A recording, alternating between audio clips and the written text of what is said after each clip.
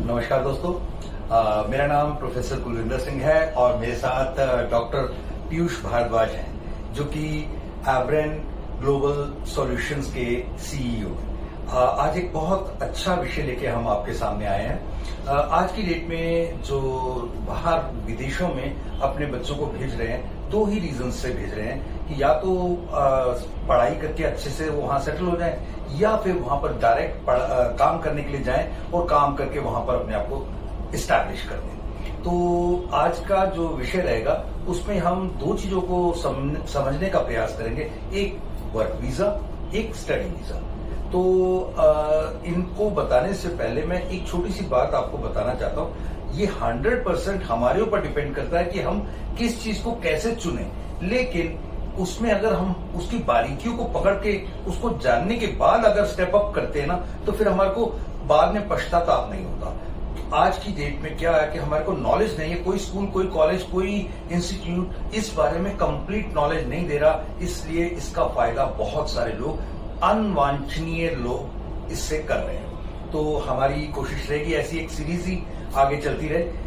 पीयूष जी, मैं जैसे study visa के बारे में समझता हूं कि स्टडी वीजा में जो कुछ पॉइंट्स मेरे सामने आते हैं, पहला, एक बंदे के वहां पीआर, परमानेंट रेजिडेंट होने के चांसेस बढ़ जाते हैं, जिनके व्हाइट कॉलर जॉब के चांसेस बढ़ जाते हैं, उसकी एजुकेशन एनहांस हो जाती है, डिग्री, डिप्लोमा एनहांस हो जाता है, उसका एक्सपीरियंस वहां की एनवायरनमेंट के साथ एकोमोडेट हो जाता है और वो उस एक्सपीरियंस के साथ बहुत कुछ अपने आप को एड अप कर सकता है, नए जॉब्स के बारे में, नई चीजों के बारे में। ये सब चीजें मुझे लगता है कि स्टडी वीजा में होती हैं। और मुझे लगता है कि और भी कोई पॉइंट लगता है आपको कि इसमें, तो मेरा अभी यहाँ पे कंसर्न है कि अगर ये स्टडी वीजा के तरीके से प्रोसेस करके जाना है, एक अमाउंट तो लगना ही है, दोनों में ही लगना है, ऑलमोस्ट बराबर ही लगना है। तो यहाँ पर ऐसा होता है कि वहां पे जाके कुछ लोग, हमारे इंडियन जो माइंडसेट है वो ये रहता है कि वहां पढ़ाई के साथ साथ कुछ पार्ट टाइम अर्न भी कर ले, so that he can make fees out of it, right. उसकी वहां पे living and fees out of it यहाँ से मंगवानी ना पड़े। तो ये तो हो गया स्टडी वीजा। और वर्क वीजा के बारे में थोड़ा सा आप एक रोशनी डालें। सर, पहले तो मैं थोड़ा सा स्टडी वीजा में भी और ऐड ऑन करना चाहूंगा। सबसे पहली चीज, स्टडी वीजा होता क्या है? स्टडी वीजा एक ऐसा वीजा है जिसमें बच्चा जो है बाहर मेनली पढ़ाई के पर्पज से जा रहा है, ठीक है। वो स्टडी वीजा की एक वैलिडिटी होती है। वैलिडिटी कितनी होती है? जितने ड्यूरेशन की उसकी पढ़ाई है। एक एग्जाम्पल के तौर पे समझते हैं, पढ़ाई अलग अलग तरीके की होती है। अगर हम बात करें डिप्लोमा की, तो डिप्लोमा यूजुअली हमारा 2 साल के 6 मंथ्स टू लेके 18 मंथ, 24 मंथ्स। बिल्कुल बिल्कुल। अगर हम बात करें डिग्री की, तो अगर अंडर ग्रेड की डिग्री है, हाँ, तो वो 3 साल, 3.5 साल, 4 साल जी। किसी किसी कोर्सेज में 5 साल की भी और 6 साल की भी डिग्री होती है जी। अगर साइंसेस के कोर्सेज हैं, एमबीबीएस वगैरह, तो वो 6 साल के भी होते हैं जी। और अगर हम मास्टर्स की बात करें तो वो 1 साल से लेके अलग अलग 1 साल, 2 साल तक, मैक्सिमम 2 साल। बिल्कुल बिल्कुल जी। तो स्टडी वीजा जो मेनली हमें वीजा मिलता है, वो मिलता है उतने ही ड्यूरेशन के लिए जितने ड्यूरेशन की हमारी पढ़ाई, ठीक है।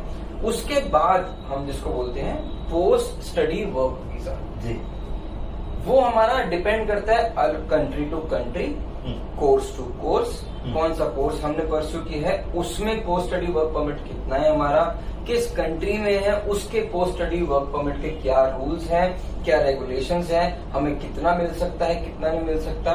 तो जो भी बच्चा स्टूडेंट वीजा के लिए जा रहा है, उसे ये सारी चीजें समझनी पड़ेंगी। सबसे पहले कि पहली चीज, वो अपनी प्रोफाइल को अपग्रेड करने के लिए जा रहा है, पढ़ाई करने के लिए, वो वहां पे जॉब करने नहीं जा रहा। ये बात बहुत इम्पोर्टेंट है।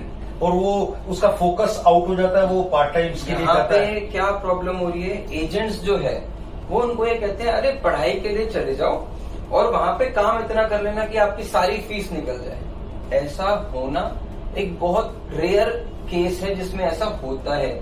यूजुअली सारे बच्चे जब वहां पहुंच जाते हैं तब उनको समझ आता है कि ये तो बिल्कुल ही अलग चीज है। वर्किंग आवर्स की भी एक लिमिटेशन है, 20 घंटे के आसपास तकरीबन एक जो जनरल रूल है पढ़ाई में आप काम कर सकते हो पर वीक। और आप मान लीजिए चले गए किसी ऐसी जगह पे जहाँ पे आपकी फीस साल की 20 लाख रुपए, तो आप कितनी भी कोशिश कर रहे हैं 20 वो घंटे मेकअप में नहीं कर आप पाए। मेकअप नहीं कर सकते अपने अगले साल की फीस को। तो सबसे पहले ये मेन चीज समझनी बहुत जरूरी है कि स्टूडेंट वीजा की बहुत सारी एडवांटेजेस हैं और बहुत सारी डिसएडवांटेजेस। जी प्रोज एंड कॉन्स हम जिसको कहेंगे। जी अब प्रोज एंड कॉन्स में प्रोज सबसे पहले आप अपनी पढ़ाई एनहांस कर रहे हो, आपके पास डिग्री ऐड ऑन हो रही है, जी। आपके दूसरी कंट्री में जॉब करने के चांसेस बहुत अच्छे हो जाएंगे, Experiences add हो रहे हैं। व्हाइट कॉलर जॉब के चांसेस बहुत अच्छे हो जाएंगे, जी। आपके पीआर के चांसेस बहुत ज्यादा बढ़ जाते हैं। जी जी ऑन द कॉन्ट्ररी उसमें नुकसान क्या क्या है, आपको एक लिमिटेड नंबर ऑफ आवर्स है जिसमें आप पढ़ाई करते वक्त वहां पे पार्ट टाइम जॉब कर सकते हैं। वो भी बहुत बारी नहीं हो पाती क्योंकि आपके एग्जाम्स हैं, आपको कोई असाइनमेंट है जो आपको करना है, तो आपको इतना टाइम मिल ही नहीं पाता वहां पे कि आप पार्ट टाइम जॉब भी कर पाओ। तो आपको मेंटली प्रिपेयर करके कोई यहाँ से भेजता ही नहीं है कि आपको एक फंड अपने पास वो भी लेके चलना है जो अगर आप पार्ट टाइम जॉब ना भी कर पाओ तो वहां पे आप सरवाइव कर पाओ। जी माता पिता का स्ट्रांग होना जरूरी है। स्ट्रांग होना जरूरी है और वहां पे पहले से ही आपको अपने अंदर ये तैयारी करके रखनी है कि Backup के अगर लिए। किसी महीने में जॉब नहीं कर पाया due to my assignments my exams, मैं बैकअप के लिए मैं खाऊंगा कैसे, मैं रहूंगा कैसे। ये सबसे जरूरी चीज है। वहीं अगर हम दूसरी तरफ समझे वर्क परमिट्स, वर्क वीजास, वो हमारे क्या है? Work visas is a type of visa जो आपको किसी न किसी एम्प्लॉयर ने आपको एक ऑफर लेटर दिया, ओके उसने आपको वर्क परमिट दिया और उस वर्क परमिट के बेसिस पे आपने एम्बेसी में वीजा अप्लाई किया और आपको उस एम्प्लॉयमेंट के बेसिस पे वीजा मिला। Certainly for a limited time. Exactly. तो आप वहां पे जाएंगे, आप पहले ही दिन से जॉब शुरू करेंगे, आपको एक पूरा जितना 40 आवर्स का होता है आप वो काम कर सकते हैं वहां पे अपना, और ओवर टाइम करना चाहें ओवर टाइम भी कर सकते हैं, एम्प्लॉयर्स आपको बकायदा उसके पैसे भी देंगे। सर्टनली पर इसके भी बहुत सारे प्रॉब्लम्स हैं, प्रॉज एंड कॉन्स हैं। बिल्कुल। अब इसमें कॉन्स क्या क्या है, प्रॉब्लम्स क्या क्या है जो आती हैं। सबसे मेन चीज आज की डेट में हर कंसल्टेंसी कहती है work permit, work permit, work visa, work visa, work visa. सबसे पहले किसी भी क्लाइंट को ये समझना चाहिए और एजेंसी से ये पूछना चाहिए, कंसल्टेंसी कंपनी से, कि क्या आपके पास पावर ऑफ अटॉर्नी है रिक्रूट करने की। वेरी गुड, क्योंकि आजकल ये तो पंगा पड़ रहा है। एग्जैक्टली। अगर मेरे पास रिक्रूट करने का लाइसेंस ही नहीं है तो I am not at all authorized to recruit any. वो कर रहा है तो वो आगे चीजें खराब हो जाएगी। बिल्कुल। चलिए मान लीजिए कोई कंपनी कहती है मैं रिक्रूट नहीं कर रहा पर मैं कंसल्टेशन दे रहा हूं किसी आपको और एक कंपनी को, ताकि आप उस कंपनी को बेस्ट रिसोर्स मिल जाए और आपको बेस्ट कंपनी मिल जाए। मैं मिडमैन का काम मैं मिडमैन का काम कर रहा हूँ, अग्री। तो वो कंपनी अपनी कंसल्टेशन चार्ज कर सकती है, पर फिर हमें ये समझना पड़ेगा कि क्या उस कंपनी का टाई अप अच्छी रिक्रूटिंग एजेंसी से है भी या नहीं है।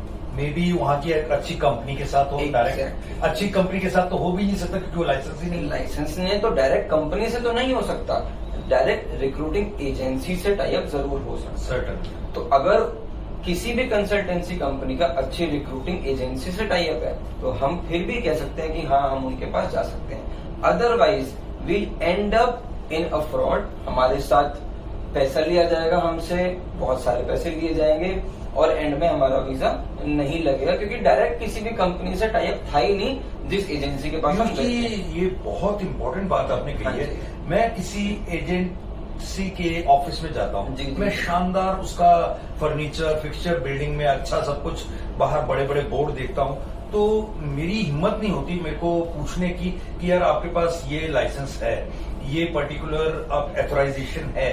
तो क्या हमारे जो स्टूडेंट्स हैं या जो भी वीजा लेने के लिए जा रहे हैं उनको इतनी हिम्मत रखनी चाहिए कि एजेंट से पूछा जाए?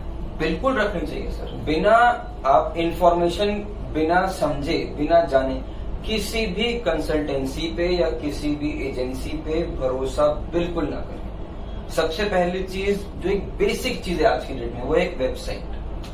आप सबसे पहले देखें क्या उस कंपनी की वेबसाइट है, वर्किंग है या नहीं है, और उसके फोन नंबर्स काम कर रहे हैं, उसके फोन नंबर काम कर रहे हैं, जिस ऑफिस में है क्या वो ऑफिस पुराना है या अभी 1-2 महीने पहले ही ऑफिस आया है, ऐसे ना हो कि फैंसी ऑफिस के पीछे एक बहुत बड़ा स्कैम चल रहा हो, जो कि आजकल बहुत सारी जगह चल रहा है, खासकर हरियाणा पंजाब में। आज एक जगह ऑफिस है, आज एक सिटी में ऑफिस है, कल को पता चला 100 लोग रिक्रूट करने के नाम पे पैसे ले लिए, ऑफिस बंद, दूसरी सिटी में चले गए। तो ये बहुत मेजर एक प्रॉब्लम है आज की डेट में जो फेस कर रहे हैं। वेबसाइट सबसे पहली चीज आपको स्टार्टिंग में देखनी है, उनके रिव्यूज देखने हैं, उनकी इंटरनेट पे क्या उनकी गूगल रैंकिंग है भी या नहीं उस कंपनी की, वो समझनी है। अगर ये सब चीजों में आपको सही लगता है तब जाके आप उनके ऑफिस विजिट करिए। सबसे पहले तसल्ली इंटरनेट पे कर लीजिए, तसल्ली होती है तो उनके ऑफिस विजिट कीजिए। ऑफिस में जाके आप बिल्कुल उनसे कॉन्ट्रैक्ट भी मांग सकते हैं कि जी आप ये दिखाओ, आप रिक्रूट कर रहे हो, आप कह रहे हो कि आप मेरी XYZ मेरे हेल्पर लगवा दोगे आप मुझे कहीं पे, तो आपके पास वो हेल्पर लगवाने के लिए कहीं से तो कुछ कागज आया होगा, आप वो मुझे कागज दिखा दीजिए। क्या बात है, आपको बिल्कुल मांगना चाहिए। और सर इसमें एक बहुत इंपॉर्टेंट चीज, बहुत सारे लोग तो ये भी कह देते हैं कि हम तो आपसे पैसे ही तब लेंगे जब सब कुछ हो जाएगा, यानी मगर वो रजिस्ट्रेशन फीस ये वो करते करते कई चीजें खर्चे भी करवा देते हैं, लेकिन आपको जब एंटर करना होता है तो उस समय कहा जाता है कि नहीं, we don't charge anything before visa.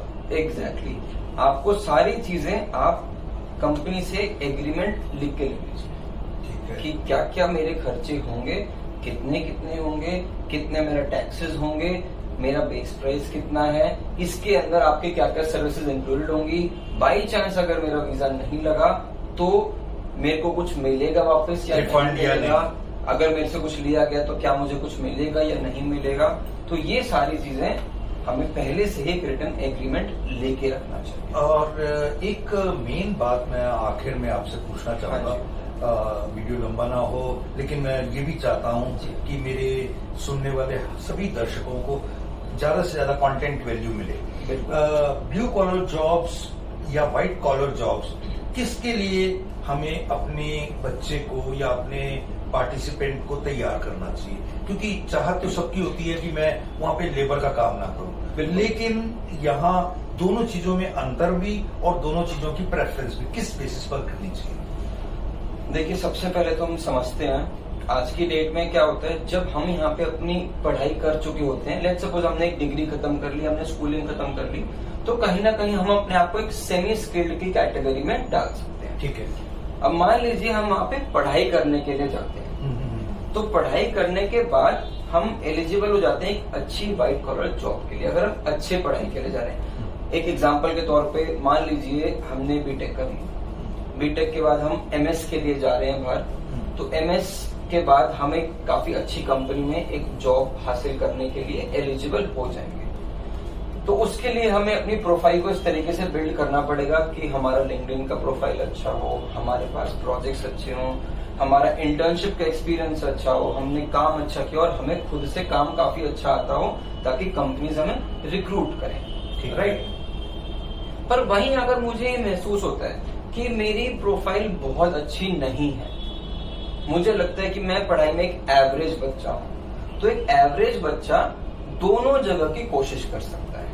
वो एक ऐसे कोर्स में भी जा सकता है जिसमें उसको लगता है कि इस कोर्स में मेरा पढ़ाई भी साथ साथ निकल जाएगी, साथ साथ मेरी पार्ट टाइम जॉब भी निकल जाएगी, और इसके बाद मैं चाहूं तो मैं देख सकता हूं कि मैं थोड़ी ब्लू कॉलर टाइप की जॉब भी ले सकता हूं, या मैं व्हाइट कॉलर टाइप की जॉब में एलिजिबल बन जाऊंगा तो मैं वो भी कर सकता हूं। और अगर बच्चे को लगता है कि नहीं, मैं आगे पढ़ाई कर ही नहीं सकता अभी फिलहाल के लिए, तो यहाँ से यूजुअली इंडिया से इस टाइम पे जो बाहर जॉब्स लगती हैं, ज्यादातर लगती हैं ब्लू कॉलर जॉब्स। तो फिर उसको अपना पहला जो उसका स्टेपिंग स्टोन होगा बाहर जाने का, वो एक ब्लू कॉलर जॉब लेके वो वहां पे जाए, और सिर्फ उस जॉब पे स्टक ना हो जाए। अगर उसको लगता है कि उसमें कैपेबिलिटी है तो पार्ट टाइम वो अपनी पढ़ाई भी कर सकता है, धीरे धीरे अपनी पढ़ाई पार्ट टाइम कर ले, और पढ़ाई खत्म करने के बाद फिर वो फिर से सोच सकता है, असेस कर सकता है कि क्या मुझे अब व्हाइट कॉलर जॉब करनी चाहिए, क्या मुझ में अब इतनी कैपेबिलिटी हो गई है, या मुझे ब्लू कॉलर जॉब को ही कंटिन्यू रखना चाहिए। बहुत अच्छा, बहुत अच्छा। लेकिन बहुत सारे प्रश्न अभी भी मन में हैं। मैं चाहूंगा कि अगले वीडियोस में अगले प्रश्न मैं आपसे पूछूं और चीजें इसी तरह से कंटिन्यूटी में एक सीरीज के रूप में लोगों को नजर आए। मैं आज के लिए अपने सभी दर्शकों से एक बार इजाजत चाहूंगा। Thank you.